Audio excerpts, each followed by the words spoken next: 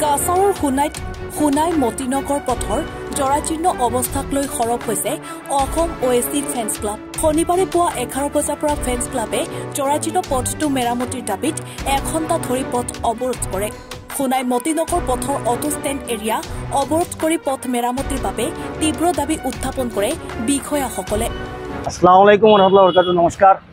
আজকে আমরা Assam OAC fence ক্লাবের উদ্যোগে সোনাই লোকেল জনগণ লইয়া অটো চালক টুকটুকি চালক বাইন লইয়া সোনাই মতিনগর রোড থেকে NG স্কুলের সামনে তাকিয়া আমজুরঘাট অবধি রাস্তার বেহাল পরিস্থিতি লইয়া আমরা আজকে গণতান্ত্রিক পদ্ধতিতে আজকে আমরা রাস্তা অবরোধ করছি সকাল 11টার তাকিয়া লাগাইয়া 12 ঘটিকা পর্যন্ত।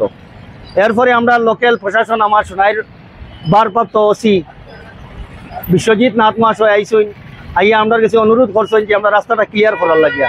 তো আমরা প্রশাসনকে সম্মান জানাইয়া আমরা রাস্তা ক্লিয়ার করিয়া দিয়েছি, কিন্তু আমরা দাবি হইল পূর্ত বিভাগের কাছে যে এই যে বেহাল পরিস্থিতির লাগিয়া গণ স্কুল পড়ুয়া ছাত্র হইন, কলেজের ছাত্র হইন, বিভিন্ন পথচারী যত বাইন হল আসেন সব রাস্তার মাঝে হাত ভাঙ্গের ফাও ভাঙ্গের এই পূর্ত বিভাগের গাফলতির কারণে আমরা সোনাই সার্কেল এবং ডিসি স্যারের দৃষ্টি আকর্ষণ করছি, আমরা আসামের CM স্যারের দৃষ্টি আকর্ষণ করছি।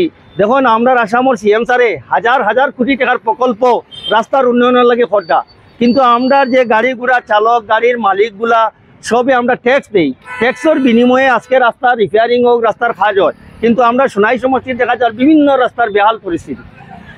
এরপরে সোনাই সার্কেলের দৃষ্টি আকর্ষণ করার কারণে আজকে সেকেন্ড স্যাটারডে হওয়ার কারণে সোনাই সার্কেল ম্যাডামও নাই, স্যারও নাই, তখন সোনাই সার্কেল থেকে 2 জন প্রতিনিধি তারা ফাটাইছে। তো তারা গেছে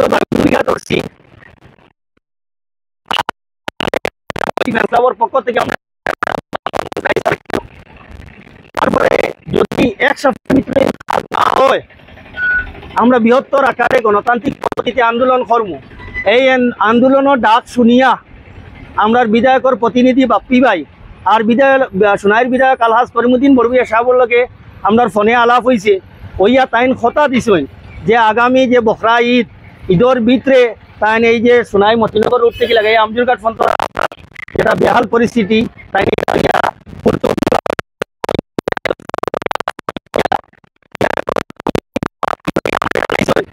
ঈদের আগে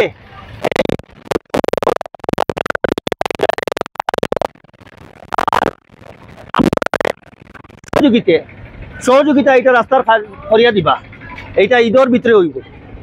তো আমরা আগামী সপ্তাহের ভিতরে আমরা তার কথা অনুযায়ী আমরা স্থগিত রাখলাম।